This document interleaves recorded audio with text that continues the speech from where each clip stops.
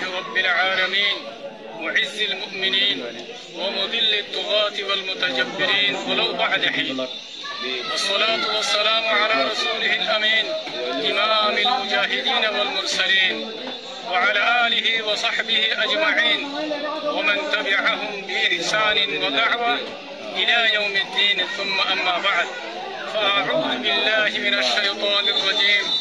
بسم الله الرحمن الرحيم. يا أيها الذين آمنوا اتقوا الله وقولوا قولا سديدا. وقال النبي صلى الله عليه وسلم: عليكم بالصدق فإن الصدق يهدي إلى البر وإن البر يهدي إلى الجنة. رواه مسلم.